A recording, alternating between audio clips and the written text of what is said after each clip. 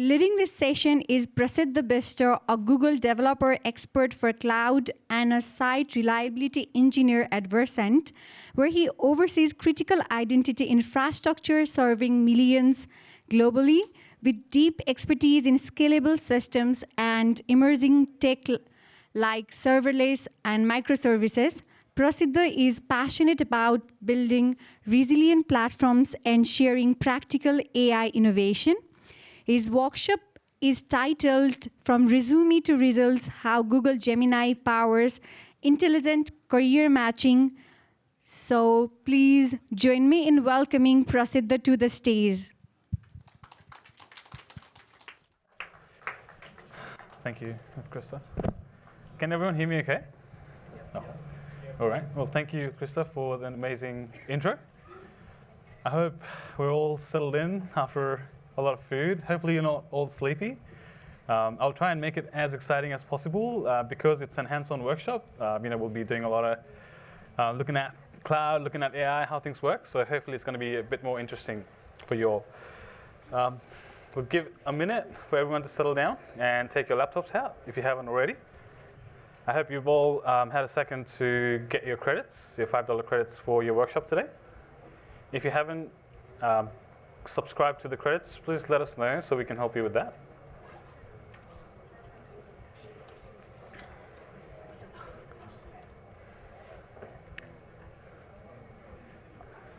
Okay. Are we ready? I see a lot of laptops, a lot of people who are ready to type. If we are all ready, I shall kick it off. All right, well, thanks everyone. Thanks for joining us this evening and to learn everything about AI. I'm here today to share a few things about how you can use AI to improve your job search experience.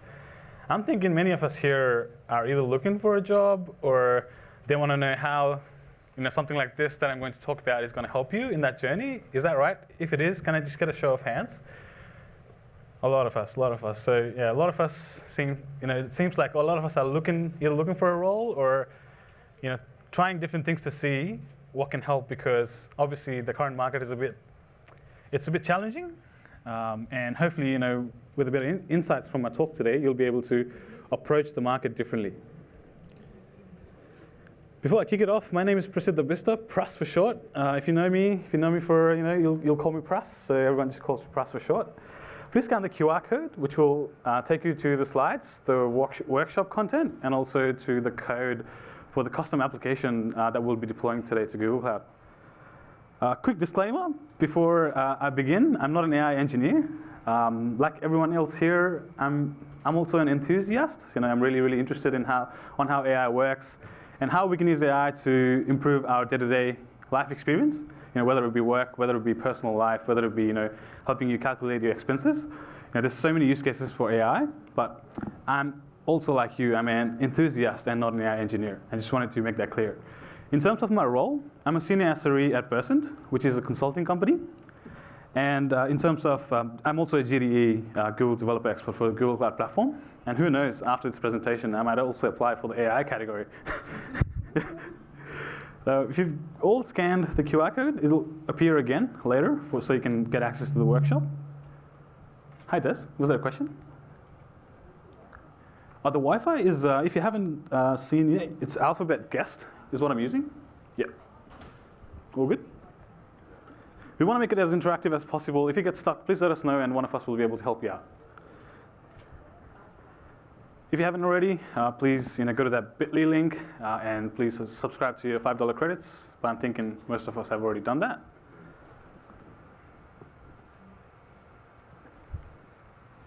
All right, so in terms of the agenda for today, everyone, we'll look at the changing landscape of the tech industry. So we'll look at the period between past COVID, between COVID, during COVID period, and after COVID, and sort of look at the number of jobs that were available during that period, and what's happened during that period that's caused a lot of changes in the tech market. Not just tech market, but the whole industry. And you can even call it the whole global market, or the economy is currently a bit fluctuating. There are lots of reasons for that, and we'll talk about it in a second. We'll then see how it's affecting our job seeker, right? So for us who are looking for roles in the industry, and it could be people like graduates, people like experienced people who've worked in the industry for 10 years. We're all struggling for roles right now. So we'll look at some of the challenges there from a job seeker's perspective. And then I think there was a question about previously during Priyanka's talk about how to approach the market currently, because you're trying different things, it's not working out for you.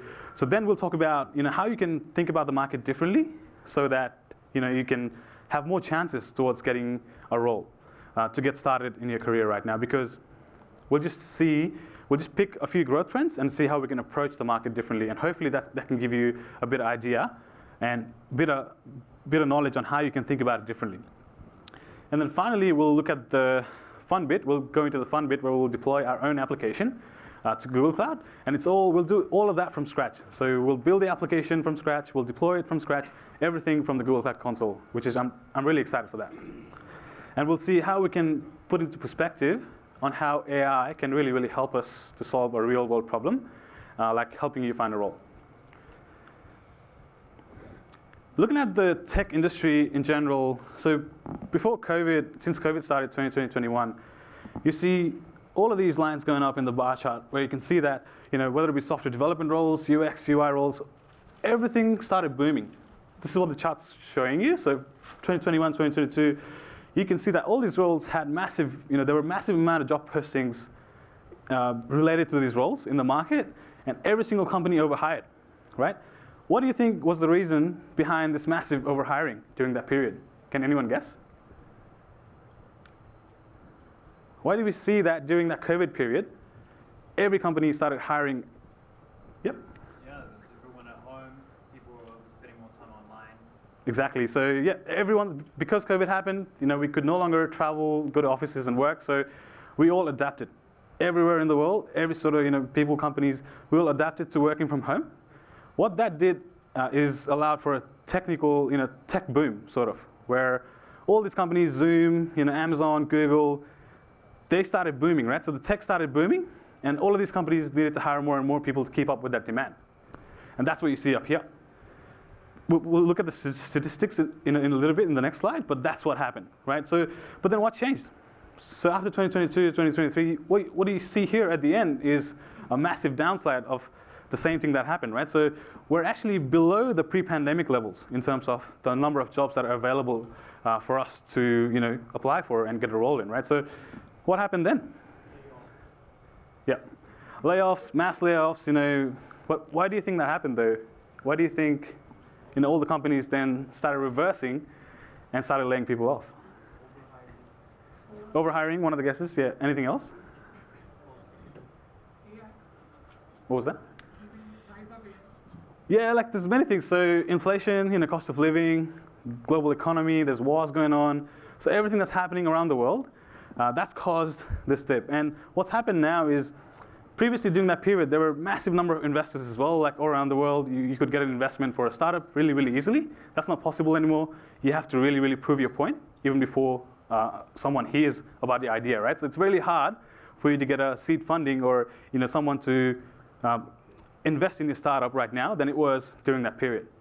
And you probably also heard about Silicon Valley bank crashing last couple of years. All of these things that are happening, that's what's affecting the market, and that's what's causing this, right? And because of that, like I just said, massive layoffs, right? Between 2023 and 2024, as you can see, January 2023, that was one of the highest numbers. 100,000 people got laid off during that period. It's still continuing in 2024. All of these logos that you see, all the companies, and obviously the bigger numbers are for the companies that hired a lot of people, like Amazon. Obviously, it's a big company, and they've got a bigger number there. So this is what it's showing you, right? And that's still continuing. So it's still happening in 2025, and that trend hasn't stopped. Before I move to the other slide, how many of us still work from home? Not a lot. Not a lot. That's what I expected. Do you live, by any chance, do you live far away from the city? And would it affect you if you would have, if they call you back to office for, let's say, 5 days a week? Would it affect you at all? Yeah. Yeah, I'm on the same boat, right? So since COVID started, actually I've got my colleague Des, who works with me, I work with, and we've been working from home since COVID started, and I now live an hour and a half away from the city. So imagine me going back to work every single day. That's going to be really hard, right? So if you look at this slide, that's another trend that we need to be aware of, where the blue line represents high remote. So the remote jobs are basically going down really, really fast than any other type of role. So that's showing you that it's really, really hard right now to find a remote-only job, something that someone like me really cares about, because I want to spend more time with my family. It's not for everyone, I can tell, because I've spoken to people who really like to work from office. But for me, I like the balance. So I like to spend my time with my dog, with my family, and I've really enjoyed working from home. And yeah, that's why I thought this is a really important statistic if you're trying to look for a role, if it's only remote, right? So it's really hard. Now let's look at the market from a job seeker's perspective. I think this is where it hits the hardest, right? Because you apply for hundreds and hundreds of, you apply for so many roles that you just forget, how many jobs you've applied for in a week. I've spoken to a lot of my friends. I'm in this public community, Slack community, where people like us, we all get together and help each other. And in that community, I've spoken to so many of us that are really, really struggling to find a role, right? And they keep refactoring their resumes, they keep refactoring their cover letters, they keep applying for roles. Most of them never hear back, right? That's the other thing. So if you look at the far right, 79% of job seekers, I guess in the middle, so 80% of people don't receive any feedback for rejected applications. And in the picture is an email sent from DoorDash recruiting team to the person who applied for the role, and it says, although it is against our company policy to provide specific feedback. So it's almost like, it's a policy that these companies have that they can't even give you feedback. So that restricts you, someone like, a graduate or someone who's just fresh out of uni, if you don't even get that critical feedback, which helps you improve, that makes it even harder, right? So as a job seeker right now, going through so many applications, not hearing back, basically not being able to take the next step, I think is the real challenge for us right now. And I'm sure that many of us who are looking for a role can totally relate to this. The chart at the right is basically the confidence of job seekers in the market, right? And that's rapidly going down as well. So we're less and less confident in terms of applying for a role and ensuring that, feeling that, okay, we're going to hear back from this role, or we'll even get a chance to, compete for the role. So it's really, really hard right now. I had to remove a few things from here, but basically, there are other things like reports from Glassdoor where they've said that, up to like 250 to 500 people apply for every single role right now. So, and then there's the application tracking system or ATS software that filters out so many resumes before it even reaches a human, right? Before a human even looks at a resume, right? So there's so many factors that's involved before your resume reaches a human, before someone looks at your resume and goes, okay, I'm going to talk to this person about this role. So it's really, really hard right now. Having said that though, like, what can we do to think about this differently, right? We can't just be like, okay, it's really hard.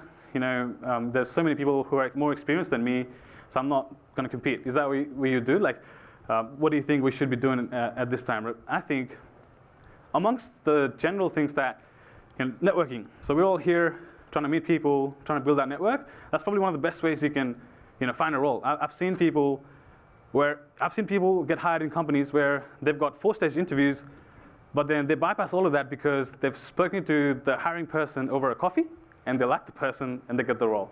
So, there's different ways you can approach it. Networking being one of the best ways. Personal branding, writing blogs, building projects. Someone was talking to me about building an AI project so they can find a better role just then during our break. And that's a perfect idea to showcase your work, right? Building something cool and being able to showcase that. And that differentiates you from other people because not everyone's building projects. And not everyone's putting all the hard work to build a project to showcase your work. And, it's something else like coming to a stage like this and presenting, getting out of your public speaking fear and like getting out there and showing that you're capable. All of these things definitely help. But one other thing that we can do is target future growth trends, right? Those are all the things that we've been hearing all the time, build your personal brand, write blogs, build projects, whatnot. The other thing we can do is look at the growth trends. So this report from Worldwide Economic Forum, literally recently released like a few weeks ago, where they've done their research, they've spoken to companies and individuals, and they've come up with this chart where you can see that in the next 5 years, these are the technologies that are going to be booming. As expected, AI on the top. So think about AI, as a developer, think about AI in healthcare, think about AI in finance, right? So AI is appearing everywhere. Priyanka was talking about, tax, where AI is being used in taxes and to replace a developer, like so many use cases for AI, right? So think about that. Think about robots and autonomous systems. If you're a robot enthusiast like me, Tesla robot, I would really like a Tesla robot, a robot that I can talk to and that can help me with my day-to-day tasks.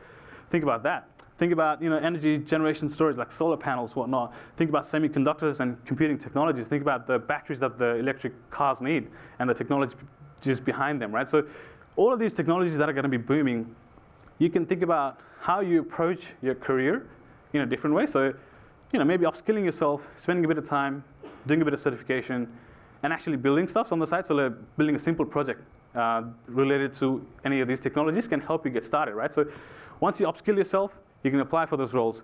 And because these skills are in high demand, so this is showing you for Gen AI, this chart is showing you, so between 2023 and 2024, the light blue line is for individual enrollments for Gen AI skills, so people who want to learn Gen AI. The dark blue line is for corporate, so enterprise enrollment. So companies who are getting their employees to be, upskilled in AI, right? So you can see there's a huge, big uptrend in terms of people learning Gen AI skills, and the demand is really there. So that's my point. My point is that we need to approach the market differently. It's like anything else, right? Like, if there was not AI, I think there would be something else that would make us learn and keep upskilling ourselves, right? So it's just one of those things in our industry where we can't escape it. We just got to keep learning. And that's what I think about this. It's okay. We might not get a lot of opportunities in the DevOps space or any other space, but there's lots of opportunities in AI right now. So maybe I need to approach it a little bit differently. Sure, I'm going to spend a bit more time upskilling, but I think there's an end in sight though versus no end in sight. You know what I mean? Versus just randomly applying for hundreds of jobs, not hearing anything. That also shows that if you're able to do upskill, change yourself, and attack the market differently, that also shows that you're willing to change, willing to adopt. It just makes you a better person, right? So that's my point. Is like approaching the market differently. Now, before we dive into the workshop and the cool bit, the fun bit's coming up, I just want to show you what the workflow looks like in terms of Gen AI. So this is not just relevant to, this is obviously a slide from Google, but it's not just relevant to Google, right? So the process is kind of similar, even if you use OpenAI or something, right? So we'll be using AI, using Vertex AI, which is part of Google Cloud Platform today. We could totally use OpenAI, and that would, it would be a similar process. So as a prompt, we can give it a text. These days, we can give it an image, audio, all of these different types of data. That data, once we submit, is first, it passes through this responsible AI and safety layer. This is where you define all your policies regarding hate speech, harassment, like sexual words, all the dangerous stuff that you don't want this application or the AI to take in and respond with. You can define all those filters at that layer, and we'll see that in a bit in the workshop section. We'll see what that looks like. Once it goes through your defined policies in terms of responsible AI, it then goes through, obviously you select the model, which Google model you want to use. You can use the cost-efficient model, you can use the pro version, you decide that. And here is where you can also train your model to know about specific stuff. For example, about your company's personal data. So you can ask it, okay, where do I go to find this specific thing about your specific job? That's something you would only know, or people working in your company would only know. So you can train the AI with context. So that's what's model customization. So you train it with your data. There's a new thing now called grounding, which or function calling. Similar concept where in the first step you could train the model and have the model have the data in the model at all times, so it knows about the data. It's got all the data at all times. Or you can have this thing called function calling now, where you can call external services. So you can call a database. You can call read data from Confluence using API. So you can connect different services and tools using function calling, right?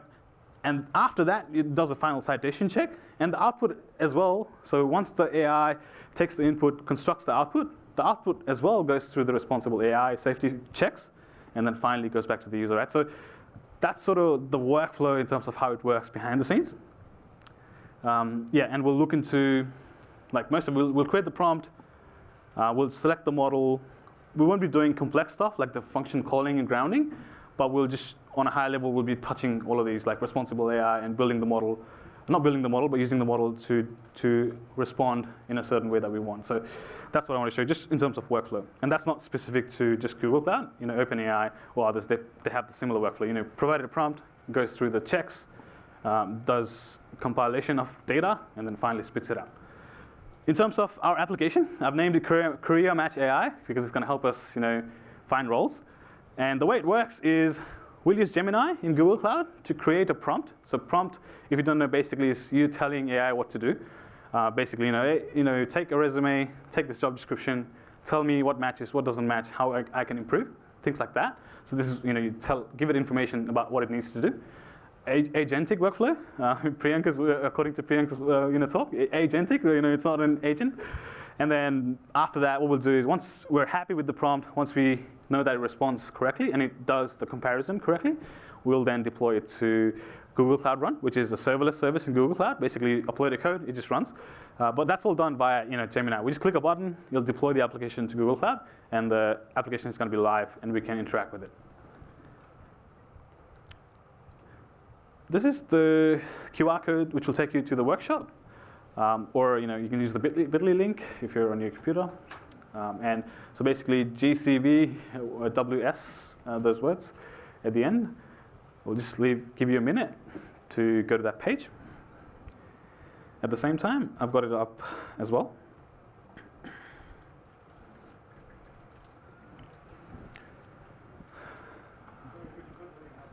Oh yeah, of course, yeah, sorry. Too fast.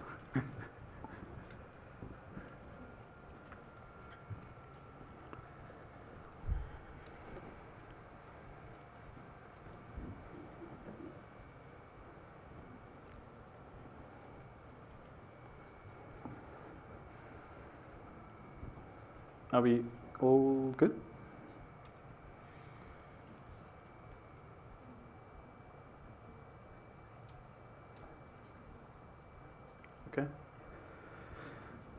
Okay. All right, as you'll see, there's a few steps on the left. It'll show you all the steps that we're going to go through, things that we will be doing to interact with AI and stuff like that. So a bit of context. So basically, Gemini is a suite of AI models created by Google DeepMind. Basically, like I said earlier, we're able to not just give it text data, but it's able to take in audio, images, and video data. And it's able to process that. So it's one of the advanced models out there. Vertex AI is a platform inside Google Cloud that we'll be using today to build our AI application and to deploy it. So it's just a service within Google Cloud that we can use to interact with AI services like Gemini. Check. Hello. Sorry, Prash, to interrupt. If you have any problems in between, just raise your hand, and one of the facilitators should be able to come in and help. Once it starts. If you get stuck somewhere or if you face any problems, just raise your hand and someone should be there to help you. Yep. A sneak peek into what we'll be deploying today. I'm sorry about the font size. Hopefully you can see it better on your laptops. I can do it better next time because I found that you can make the pictures better somehow using some width option, but I haven't done it yet. But yeah, this is what we're going to be deploying today using Vertex AI, Gemini. As you can see, it's a simple application. In terms of the functionality, we'll take a look at what it does in a second, right? If time permits, I'm not sure we'll have time, but I've linked that code in the QR code. But basically, if time permits, we'll also deploy our custom version of this application to Google Cloud Run. Because it's got more functionality, it can do a bit more. And because it's a custom application, I can make it do whatever I want. So it's a bit more flexible and it's a bit more custom rather than just the web app that we deploy from Google Cloud. You'll see in a bit. But you can obviously go back home if we don't have time. The code is all there. I've explained it step by step on how to get it working. You can try it out and even give me feedback if you want. All right, so let's get started. In terms of the prerequisites, hopefully you were able to get the $5 credit, which would have created a default billing account for you. Basically understanding what Google Cloud Run service is, where we'll be deploying our service to, and just basically some interest in terms of AI, right? You don't need a lot to be able to follow on with this workshop.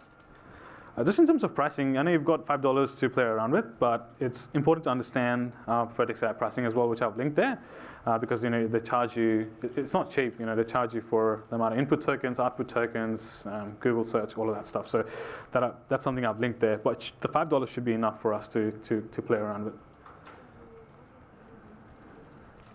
All right, so let's start exploring Vertex AI. So in order to do that, though, we need to first create a Google project. If you click on this link, it will take you straight to a page where you can do that. And I'll do the same so we can all follow along. I'll just name it something meaningful, build with AI. I've obviously created many. I'll just name it 3. Are we all here in this page?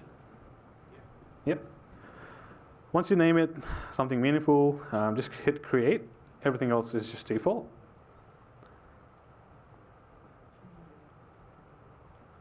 Once you hit on create, you'll see that on the top right notifications, this tab that's spinning, yep, it created that project. It took a few seconds. Let us know once you've done that.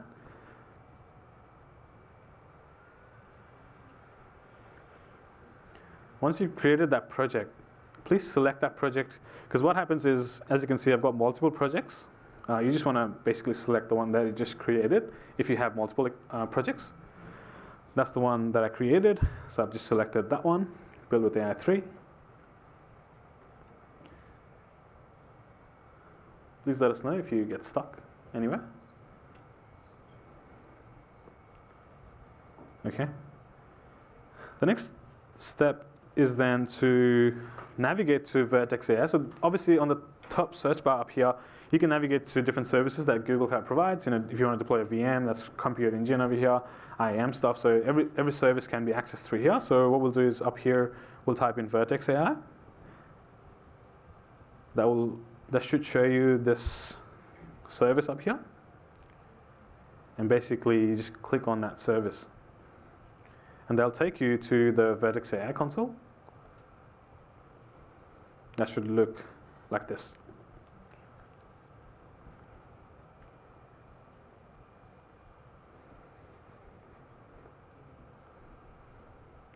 Once we're on this page, before we start interacting with Vertex AI, we need to enable APIs. So that's the second thing that it's asking us to do is, if you click on this Enable All Recommended APIs button, it's going to automatically do this for us. So I'll click on this. What I'll do is I'll open this notifications tab on the right, just to see what it's doing. So it's enabling a few APIs, which are needed for us to be able to interact with Vertex AI. We'll just wait for that to finish.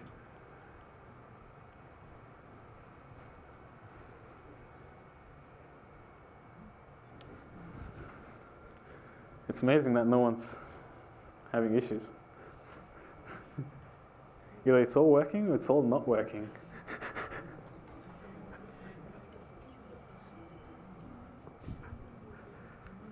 Just give it a second. Sometimes you just got to refresh the page.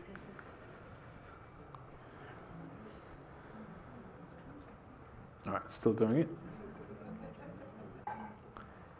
Once we enable the APIs, that's when the actual fun begins, because we'll start interacting with the AI service.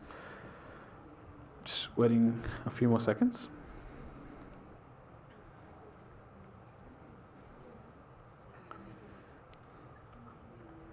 Okay, I think I am done. Might take a few more seconds for you. But yeah, I am good to go. That button's no longer there. If we're all at this point, the next thing we have to do now is, on the left-hand side, if you go to the bottom here in the Vertex AI section, you'll see that there's a Create Prompt button here.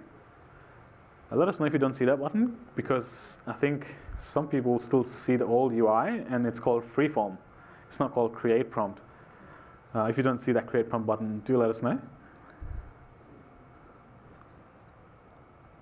Once you go to that Create Prompt section, as you can see, right, so this is basically where a page where you can give AI a prompt, you can choose your model, you can choose other options, that can further tune the way the AI responds. Are we all on this page? Amazing. So once we're on this page, what we need to do next is try and give it a prompt. The first thing we do is select the model. Right now, by default, it selects the 2.0 Flash model. We want to change it to the Flash Lite model. The reason being, as it tells us on the screen, it's the most cost-effective model. So for now, we want to use the cost-effective model. Obviously, you have the option to play around with different models because some might be better at some tasks than others. But we'll choose the Flash Lite one. We'll then take this prompt that's in the workshop guide, and we'll just copy the whole section. And what we'll do is we'll paste that prompt, the first prompt, in the system instructions section. So this is basically telling AI how to behave. So what we're saying it here, as you can see, is like your task is strictly to analyze a resume and a job description that's provided to it. And based on that, it's going to give us key skills that match, missing skills that don't match to that job, and also some suggestions that we can use to improve the way we approach that specific job posting, right? And I'm not sure if you've played around a lot with AI, you'll find that it gives you diverse outputs all the time, and sometimes it just creates something out of the blue, like it just creates its fictionary thing out of. What it did for me was, if you look at this section down here, it's really important, I guess, to make this AI app behave a certain way, because if I didn't have this section down here, if there's any question irrelevant to this task that I'm giving you, just say, I cannot help you with that, right? If I didn't have that, and I noticed it just started creating its own job descriptions and like resumes. It's like, oh yeah, this resume matches it because I refactored it myself. I'm like, no, I don't want you to do that. So, it's been really helpful for me to make it behave just a certain way. So right now, we'll try it later, but we can ask it some weird things and it'll be like, yep, I don't know, I'm not gonna reply. And that's why this is really important. The next thing is obviously the prompt itself.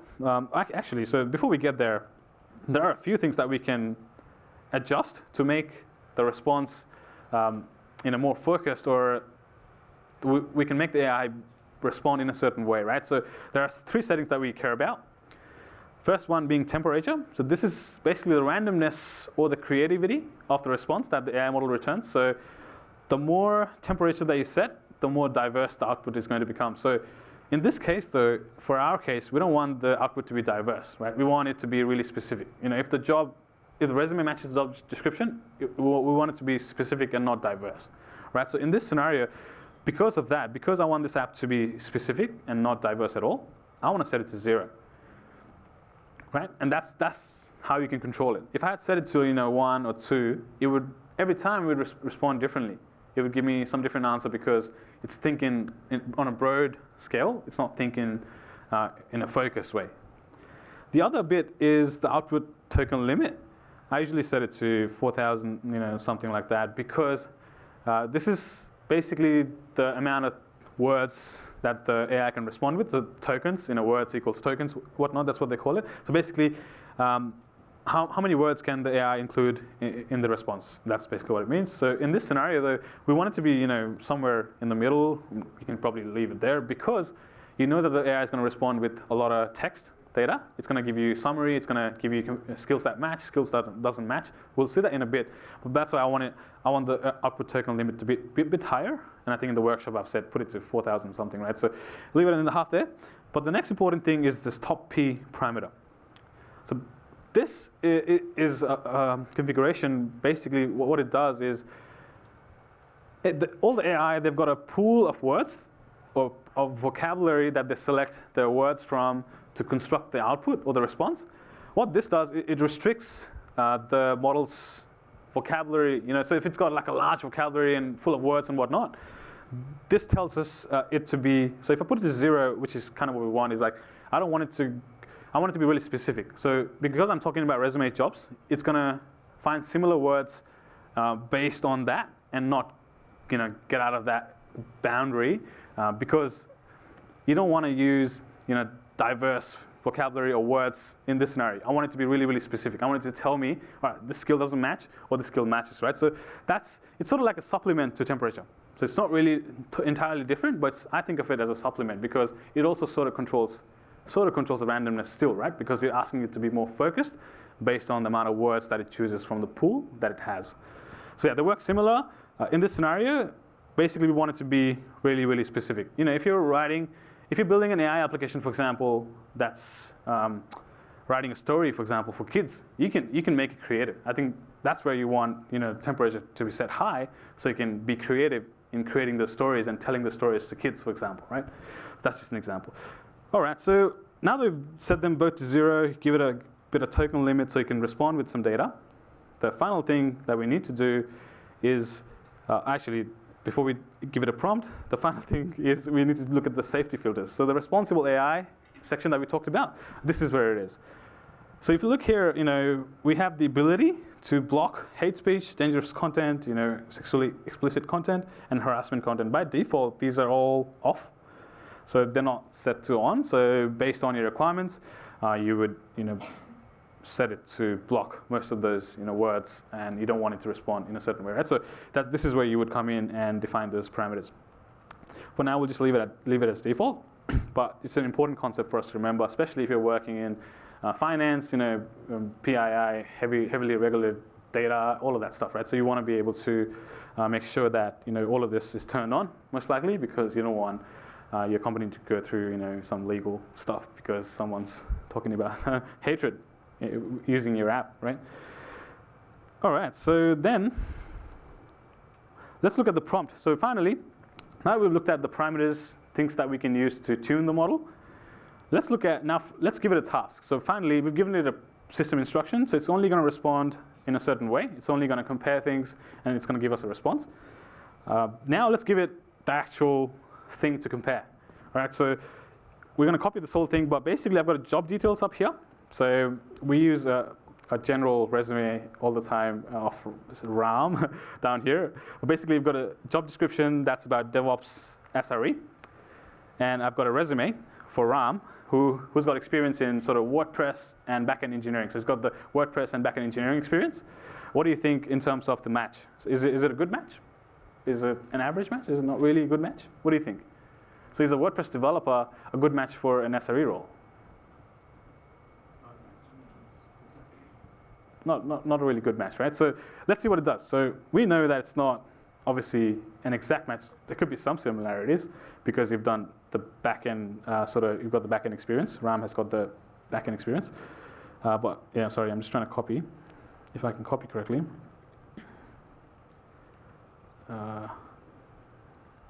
Yep, so the job details. Oh my God.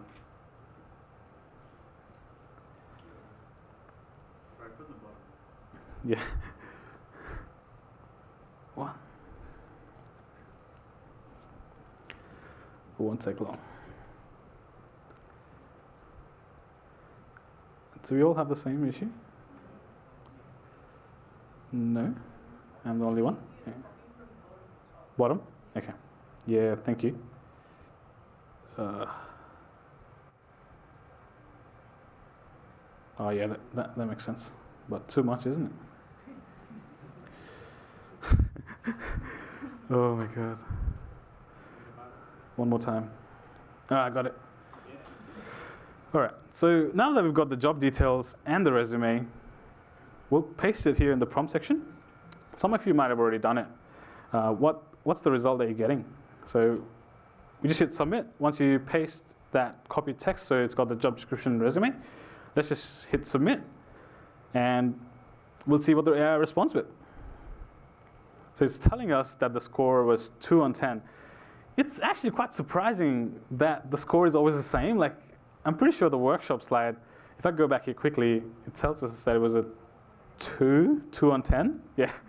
What I'm trying to get to is that, does anyone have a different score? Is what I'm trying to get to. Because we've set these temperature and top P values to 0, it's always responding with the same result. And I did a demo run for this workshop with some of my friends, and we found that it literally returned the same result for every single one of us. So I wouldn't be surprised if everyone here got the same score, like 2 out of 10, or 4. Oh, it's good to know, nice. Because in our workshop, everyone's got 2, and I was like, oh, well, you can actually predict what the AI is going to respond with. We're like, gurus now. We tell AI what to do. We know what AI is going to respond with. But yeah, that's good to know because, yeah, it's sort of different, but you can still tell that, it's sort of in that 2 to 4, 2 to 5 mark. So it's very deterministic, it's very focused in terms of how it responds. You feel free to do this, put that temperature to 2, top P to 1, and just, paste the same thing again, right? I'm pretty sure it's going to start responding with, 2, still 2, okay. Hit it again. Oh, still 2. Maybe it's using the same context. I'm not sure. The evaluation mirror, yeah. But you got to play around with it. But that's sort of what it should be doing. It should be giving us random outputs. It's even going to start doing some weird stuff. But right now it's not doing that. But you get the point, right? So we can see that, based on a simple prompt that we gave it, it was able to compare the resume. And if we look at the result, so I'll go all the way up. So we didn't talk about the result, right? So 2 on 10, it tells us the key skills that match. So not really, right? So not really, not many skills match. Some of the missing experience, obviously DevOps experience, which was required as part of the job description, it's not there. It doesn't have that experience. And then, so yeah, basically all the stuff that's related to SRE, which is missing from the resume for Ram, and then how he can improve, right? So although it's not a match, you can start learning DevOps skills. You can start working on projects. You can tailor your resume, all of this stuff, right, that you would do normally in order to, better your chances to find that job, right, to better your chances to get that role. So all of these things are being suggested by AI. So it does a pretty good job. So in conclusion, it's not a really good match, is what the AI is telling us. Right, so we're now able to play with it. The next thing we'll do, everyone, is we'll save this prompt for future use, right? So that's something we can do as well. So if you click on save up here, which is, it will give you this prompt. It automatically comes up with default name. Happy with that. And leave everything as default, right? So you want to, in general, you always want to use US Central 1 because that's one of the cheapest regions in terms of pricing for all the services. And yeah, just leave that autosave all done. Once you save that prompt, are we all on the same page so far? Yeah.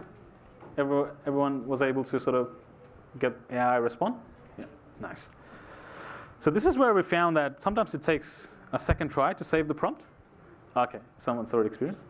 Yeah, so try save the prompt. It might take like a minute or 2, and you might also fail. But if it fails, just retry, and it should work because that is what happened when we were trying to do the trial run with our friends.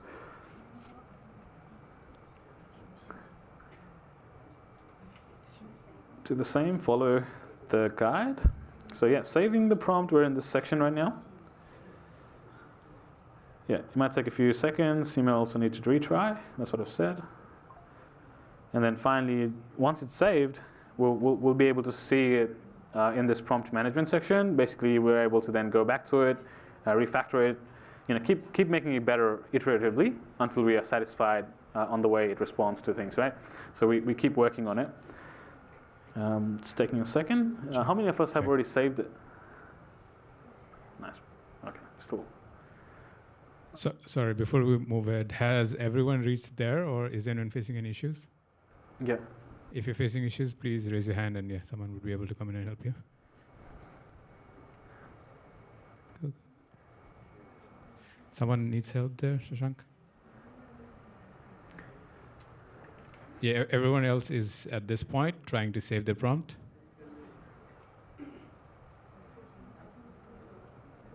Yeah, I think you can use the saving time for this. Yeah, as you can see, it's taking a while for me as well. You close it, it will Oh, really? Refresh the page? Oh, nice. That's a good trick. Always works. Have you turned it off and on again?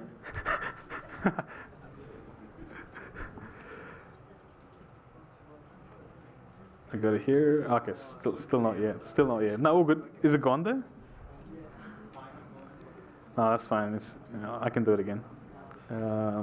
Maybe it's still saving in the background.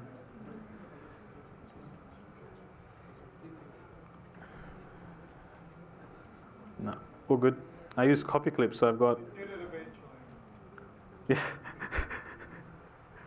So I use copy clip so I can access my recently saved things, so I don't have to go do the copy thing again and embarrass myself.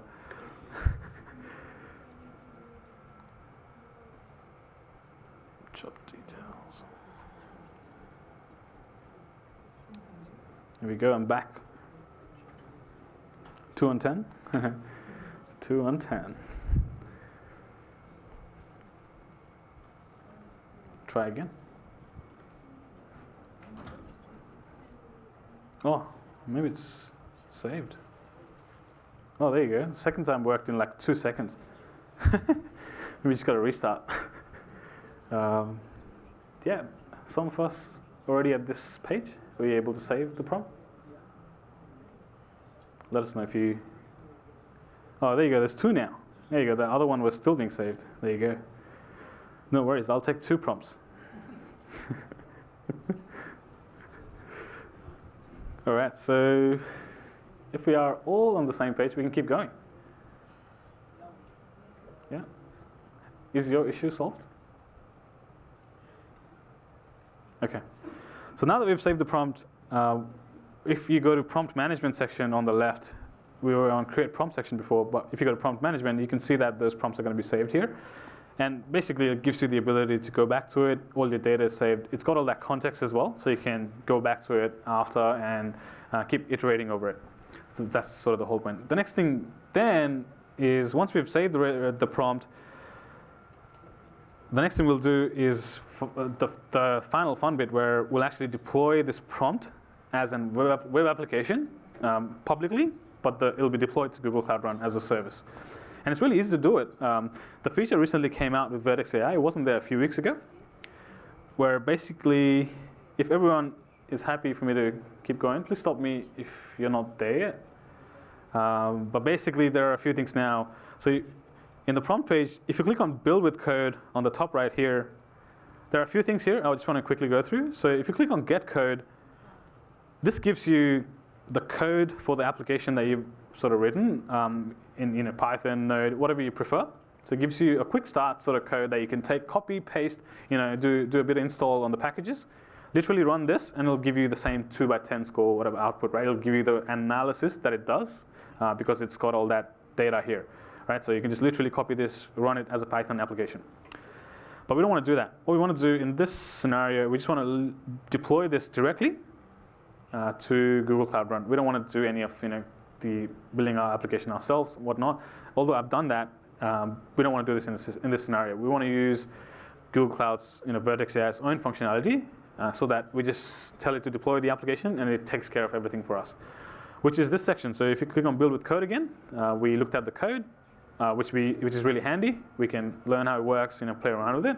But in this scenario, we'll just click on Deploy as App, right? So what this does, it first asks you to enable some of the APIs that might not still have been enabled. If you remember, we enabled a bunch of APIs at the start, but there's still a few more APIs that's required. For example, Cloud Run, because that's where we'll be deploying our service to. So that's what it's going to do. So if you click on Enable Required APIs, it will automatically go ahead and do this for us.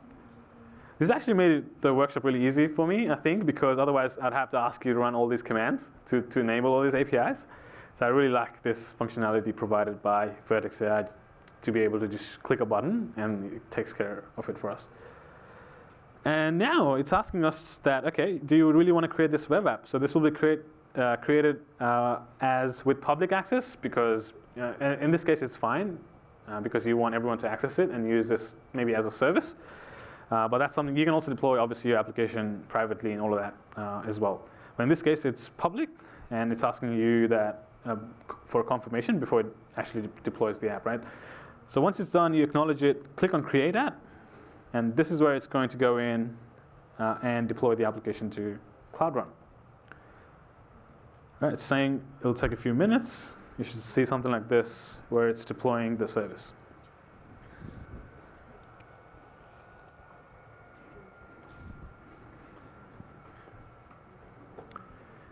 I think this is also where we hit an issue, where you might hit an issue where it says something related to quota exhausted or something. Just retry if that happens as well, and just ask us for help.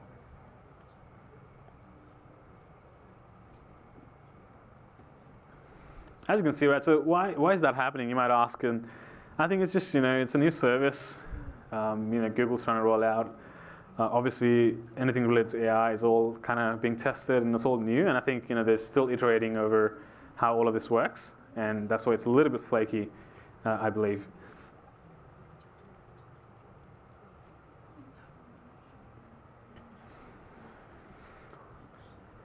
For really technical people, you can also you don't have to, you can literally go to Cloud Run, see what it's doing, because you know that the application is being deployed as a web app over there. You don't have to though. As a user of Vertex AI, or you just want to build an AI app, you don't want to worry about what's behind the scenes, totally fine, because it handles it for you, right? But if you really want, you can go here, you can look at all the stuff like logs, you can look at many different things if you're interested. But yeah, we don't want to go through that right now.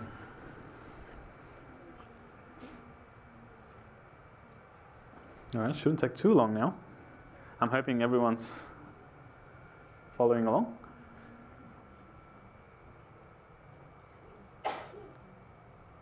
Bless you.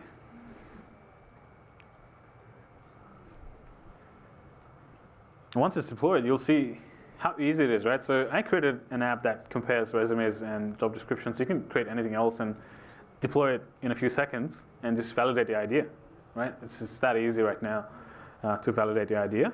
And that's sort of like a big sort of takeaway here for us. Because I'm not an AI engineer either. I like to try different things, and I think Priyanka highlighted the thing about my protein bar. That's something I built on the side. I actually wanted to present the shopping assistant app today, but I thought it was, we thought it was a bit too much, a bit too involved for this workshop. But basically what it does, it uses not agentic workflow. So a bunch of agents that talk to each other. One of them goes off and scrapes the popular websites like Kohl's, Woolies, whatnot for the product. The other one then takes all those links and then scrapes it and then figures out what the prices are, if it's on sale or whatever. And then the other agent then finally compiles all that and presents it in a beautiful way for me. It's a pretty cool project that I've been working on. And the reason I started that, I was like, I keep going to Woolies or Kohl's trying to look for this protein bar if it's on sale. It's quite expensive, $6 for a bar. And I keep going there. I'm like, is it on sale today? So that's something now I do using that script. I just run it. It's like, is it on sale today? I need to make it better in terms of it can send me notifications and things like that. But that's what I build. And I'm just trying to share that the possibilities are endless. Just find a problem that you have in your daily life and try and solve it using AI, and that's going to help you really get started with AI as well. Sorry, talking too long. All right, the application's ready. How many of us can see the application when you open it? Okay, few. We'll wait for a few minutes, just so everyone can let us know if you're stuck. I'm guessing everyone's just waiting for the app to be deployed.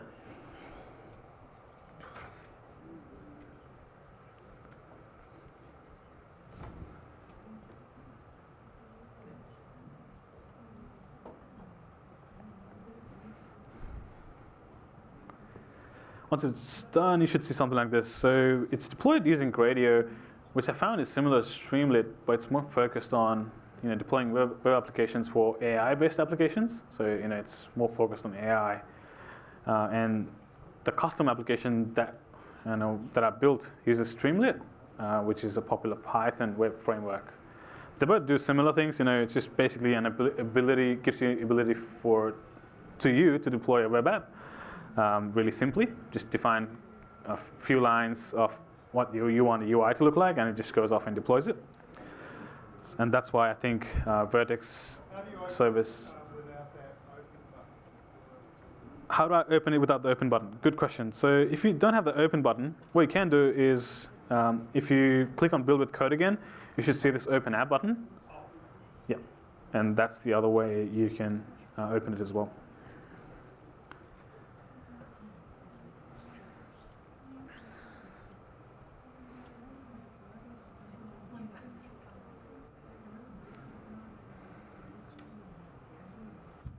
Are we okay to continue?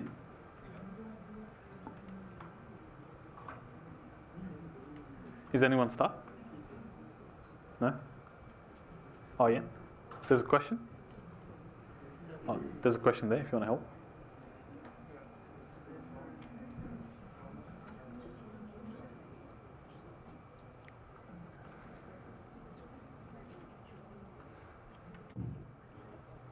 Any more questions at all? Okay.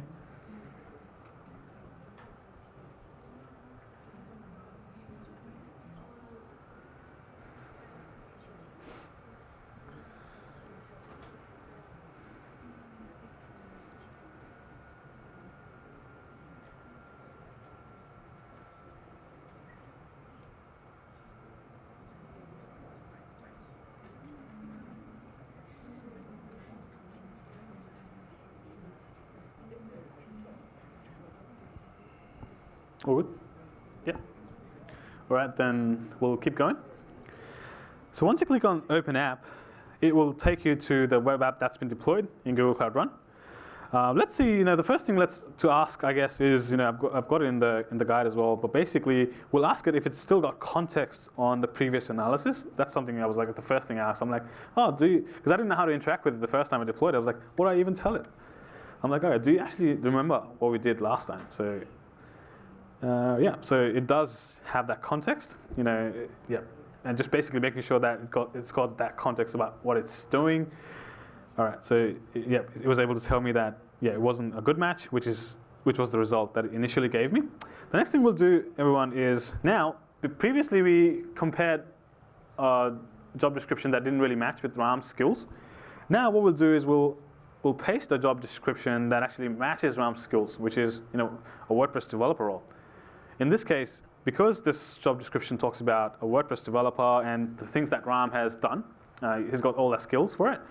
Let's see what it responds with, right? So I'll go at the bottom again, try and copy this. So we'll give it a new details. And what I'm saying is, given the resume provided earlier, because it's got that context, or you can give it a new resume, please analyze the following job description and let me know what that looks like, right? So, sorry.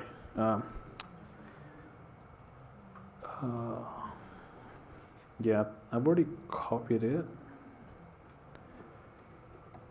I think I closed it. Yeah, so we'll take that new job details and we'll paste it here.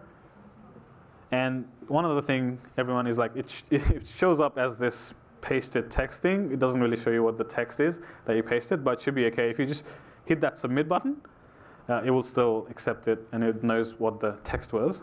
And what you'll see is, it's not behaving properly. Sometimes it does this in a weird way. So what I've been doing is I just paste the same thing again. And why is it behaving differently? I think for me it's behaving differently because I forgot to change this. Yeah, okay. Yeah, so what I'll do is I don't know if I should deploy it again. What are your results? So basically, I know it's hard to read this, but it's basically telling us that it's a good match. It's really hard to read what it's doing here, but based off details, yeah.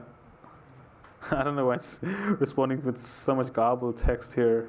I'm thinking it's because of that temperature setting, and I've already deployed it with that setting. If you would have as well, I think it's going to do that. But I heard someone say 7, and is it a good match? What is everyone else as results? Have you been getting a good match? Yeah? 9, 7, 9, yeah.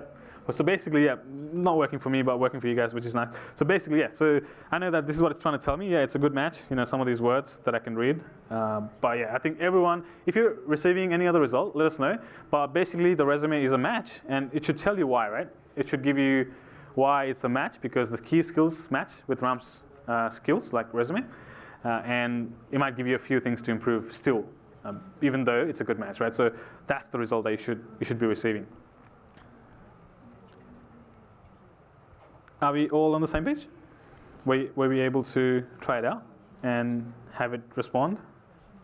Yeah, it was a 7. It was a 7 for me as well when I was trying to record this. So yeah, let's look at the screenshot, right? Because did the right thing here. So I think you can't make it bigger than this. Okay.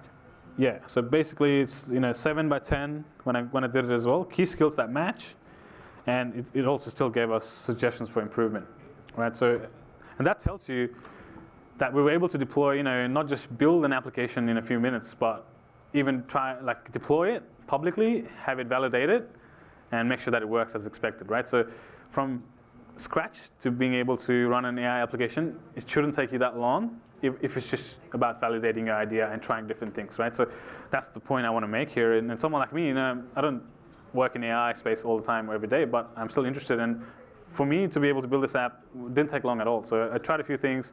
I'm like, yep, this works for me because it was really easy to get started with it. Does everyone see sort of the value, or is everyone able to sort of understand what we did today, and in terms of how you can use it yourselves to try different things? How are we doing in terms of time? Do we have time to complete the other workshop? So basically, everyone, I've also got this section.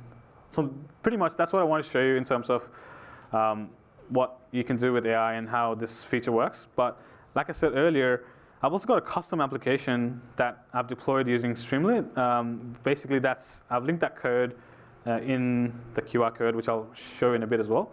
But basically what it does is the same thing, but we use a Streamlit. So currently, when you deploy it via Vertex AI, it uses Gradio. But I use Streamlit, and then it's got a bit more features in a sense that basically you can upload a resume. I would really recommend you guys to go home and deploy the application, because I think it's got a bit more functionality, and it's a lot more fun. And especially if you want to build your own thing, it can be a good reference project for you as well. But basically here, same thing. I guess I'll show you what it looks like rather than just getting everyone to do it, because it might take another half an hour.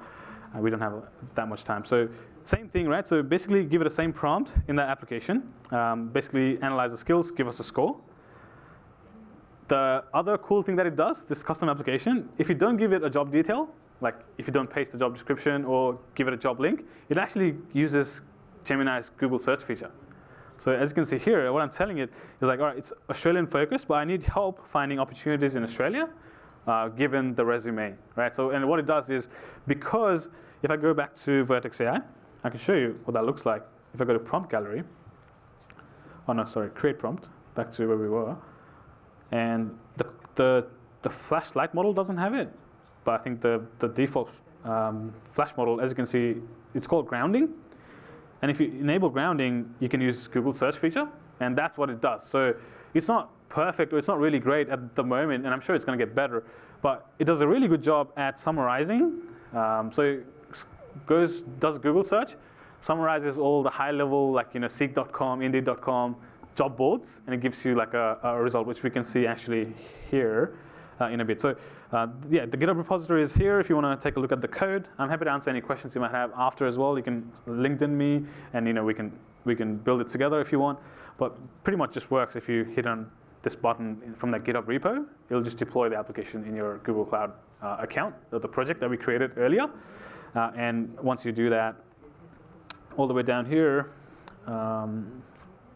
so I'll just show you an example. Once you do all of these deployments, so here I'm downloading this resume in a PDF format. I'm uploading that resume. The first time I'm giving it a URL, so you can go and scrape that page. So I've got, in terms of tooling, once we give it that link, it does a scrape using Beautiful Soup, and it scrapes that whole page and looks at all the details in terms of what the job description looks like. This time, if you look at the link, it's like Seek.com job link. It was a job posting. Once you give it that, I've also given it the resume, the same Ram's resume, and it came back with a score. It behaves similarly, right? Similar to what we saw earlier, what we built, but it's got, like I said, a bit more functionality, and it's custom because we've built it from the ground up. It's similar, strong match, because I think this one was related to the WordPress development. So RAM skill match, so it's like a 75% match. Still gives you some missing skills and suggestions to make the resume better, and the conclusion. And let's try finally, and then similarly, we can obviously try a different resume that doesn't match, and it does the same thing, right? So basically, yeah, I think Geshen is up here for timing, but I just wanted to show you this because this is something really cool, and I would really like you to try it out. Oh, yeah, we'll take questions now. But thank you so much for bearing with me patiently, and hopefully this was informative for you. Thank you. But definitely try it out at home, everyone. I think it's really cool. At the end, it also gives you generates a cover letter for you. Just before I wrap up, yeah, that's pretty cool. So I found that the cover letter feature is actually a really big time saver. If you check. Refactor your cover letter according to different roles that you apply for, it's such a time-consuming job. If the match is above 50%, it automatically generates a cover letter for you specific to that job description. That's probably one of the best features this app has right now. Thank you. Hi there. Thank you. Quick question. If I created another app, how much is it going to cost me if I just put it up there? How much is it going to cost you? For something like this, because it's based on tokens, if you release it out in the wild, for example, for people to use, the cost will increase quite significantly, I think, because think about this app, right? Because it takes a lot of text data, you have to upload this, and it counts all the words and makes the token count. Yeah, cost-wise, I think it might be a bit expensive initially, to get started. Does that Vertex AI pricing shows how much I can expect the bill kind of thing? So I wouldn't know on top of my head. Sorry, can I add something on that? Yeah, I mean, I wouldn't know on top of my head as well, but just a round figure, probably a couple of cents for every. Yeah, so million around tokens. a cent for everything. But then you need to think of two costs. One, the cost of the LLM, and two, the cost of running, which is Cloud Run. Cloud Run is serverless, so you'll only pay if you get traffic. Yeah. Similar for the number of tokens. Yeah. But it'll vary depending upon like the traffic between your app and the LLM, as well as your user and the app. So it would be a twofold cost. Okay. Yeah, and I think it's a bit of a gray area because, as you can see, right, there's so many prices listed here. It's like input tokens, output tokens. There's a range. It's very confusing. Yep. It's Prash, if you could go to your billing, like today's project and billing, and see how much did it cost you today. Yeah, that's a great one, actually. Then at least in Google Cloud, it's a bit easier because you could go in and you could see how much did it cost me yesterday by service. Oh, okay. And then you can kind of see. Probably it will not give you today's cost because you just did it, but might have something. If you go to the cost table, Sorry, is it cost table or reports? Probably. Yeah, always get confused as well. Sorry, I think it's reports. Reports. Yeah. And then. Yeah, you get group by service, and then I think because you are saying if you can get the right sidebar with the the sidebar on the right, the arrow. Just besides learn, you can see that arrow. Yeah, I see. Yeah, exactly. For here, you can say, let's say just yesterday, and then you can group by service or group by service and date, and then it can break it down by it. So, if I was you, I'd probably go in here, look at yesterday's or like the day before's cost by the service. So it'll give you how much did Cloud Run cost you, how much did Vertex AI cost you, Okay. and then do the math. Very good. Thank you much. One more thing on top of that is you mentioned something about a shopping app. Is it online yet? Or Not yet. I've been working on the site you plan primarily to do the online thing? I would love to. Yeah, I think it's a great idea as well. And Instead of you searching the bar and anybody else can search something else. Yeah. It works for any other product too. Yeah, it does a bit of hallucination as you'd expect with any AI right now. Yeah. But it works most of the time. Because I do the same thing, check the prices all the time. Yeah, that's exactly right. So there's so many things that you want, and it's like, I gotta keep looking for when they're on sale, and I'm like, I just wish there was something that would do the thing for me, and I think makes sense. Thank you much. No worries. And we can point, probably take a couple of questions. Yeah. One final thing is you can apply for the $300 free Google Cloud credit, which you can use then to play around with, Vertex AI, because it's not a lot, but when you use AI, I think you'll quickly run through them, but it's still a good start. Yeah. Yeah. One more thing. I don't know if Prash showed you that slide or that page. If you use Google AI Studio, probably for your personal projects, it would be better. And then you don't, like Vertex AI is more geared towards enterprise. Yeah. So that's where they have like a proper pricing plan. Yeah. The main difference being Vertex AI, as they say, I cannot guarantee that, but they say Vertex AI, they don't use the data for training, whereas Google AI Studio, they would use your data for training, but it has a pretty generous free tier for you. So if you go to, if you just say ai.dev or basically. Yeah, there you go. So free tier. Yeah, that's 100% right. So you can actually use Gemini, which gives you all the same functionality as Vertex, but it's kind of like free up to a certain point, I guess. Yeah. So that's the other thing that you can use.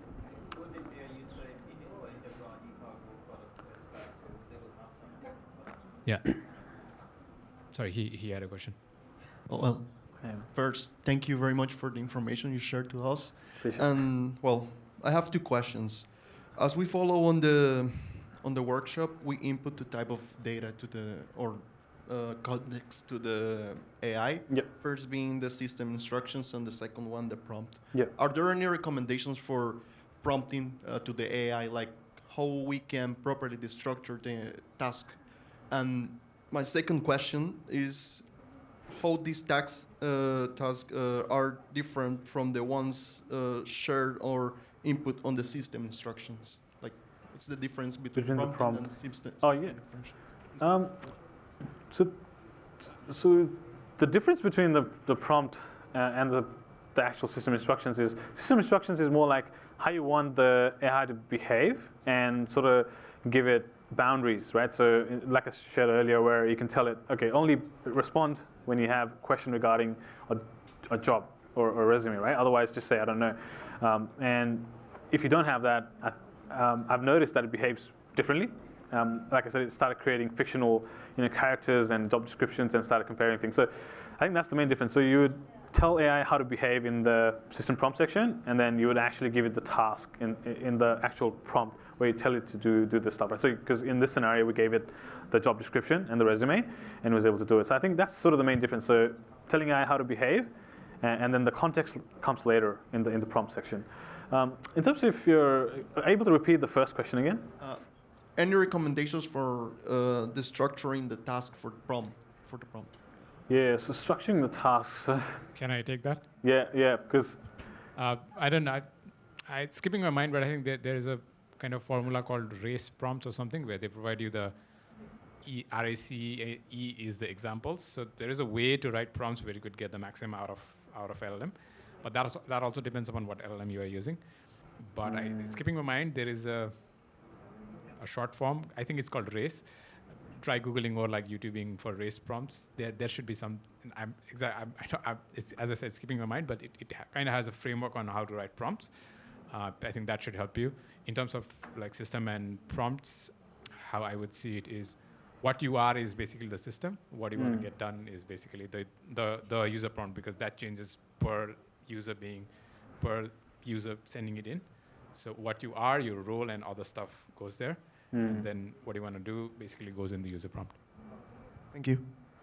Well put. Thank you. Probably the last question, and then if you have still more questions, you could heckle Pras on LinkedIn. Yeah. Well, there's a question. You can scan the code to get a AI badge because you've attended this meetup. Yeah. Hi. Thank you for the session. It's very intuitive, and my question is about when you deploy the app. You can see that the GUI is kind of simple. So how do we customize GUI? Oh, that's a great question. I don't think you can right now in terms of when you deploy it directly via Vertex AI, like we did initially. Yeah. But if you make your own custom application, that's where you can do all sorts of configuration, So make it look like you want I saw the option to take the source code into like our Python Yep. program, and so you mean we can build our GUI if we get the code into our workspace and. Yeah, exactly, yeah. And that's what I've done with my custom application. If you look at the code, that's what I did. I looked at the code that Vertex generated first, initially. I copied that in my Visual Studio code, and I started writing it. I'm like, okay, how can I make it behave differently? What do I really want this application to do? And I started building on top of it. Yes, exactly. To your point, yeah. So since you have that code using your favorite programming language of choice, Python, Node, whatever, you then start building it from scratch. So because then you can tune your parameters, you can make it do more stuff. And like to your point, you cannot customize the UI deployed by Vertex AI currently. That might be an option later, but right now you can't, right? So it just deploys that basic UI for you, and that's pretty much it. But with the Streamlit option, everything is something that I created, out of my own imagination and using AI, obviously. But yeah, so hopefully that answers your question. Got it. Thank you. Cheers. probably that's the last question. Just to add on it, Prash, if you could go to your Cloud Run, I think you can edit the Gradio app directly on Cloud Run because it deploys it as a Go Cloud Run function. Yeah, so if you go to if you go to edit app directly on Vertex AI, I think it takes you there as well. Yeah. So yeah, and then manage app. Yeah. Yeah, this will also take you to if you scroll at the side, I think there is edit or something on this. No, if you click the three dots. Oh, okay. Yeah. Yeah, edit source code, yeah. Oh, so you can go in and then this basically deploys it as a Google Cloud Run function. So if you actually know Gradio, you can come in and edit it. Okay. But of course, this doesn't have a GitOps flow or stuff like that. You're just using the online editor. If you want a full-on flow, probably you could copy paste this code and then try it on an IDE. Yeah, thank you so much, because I didn't even know you could look at the source code for this application. So there you go, that's your answer. So it looks like you can. So since now you've got access to the code, you can do anything you want. You can basically modify it to look differently. That's one thing you can do. You can modify all these settings down here, because as you can see, right, it uses Gradio. I don't know how Gradio works, but probably similar to how Streamlit works, where you can just define user interfaces. You can define a chat interface and whatnot. Exactly. So if you know Gradio, you could even edit that. But I think from the interface, it's more like getting a prototype done and ready. I mean, Gradio and Streamlit are like flavors of coffee. Which one you would prefer is up to you. I guess that would be the last question, and we can wrap it up. Give it up to Utkrishta. Yeah, thank you, Pras, for such an easy follow-through session. So I hope it serves as a stepping stone for those who are starting to build something with AI. So as a token of appreciation, we have a goodie bag for you. So here, yeah. Oh, thank you. Thank you so much. Thanks so much. Thank you so much. Thank you. I'm gonna head.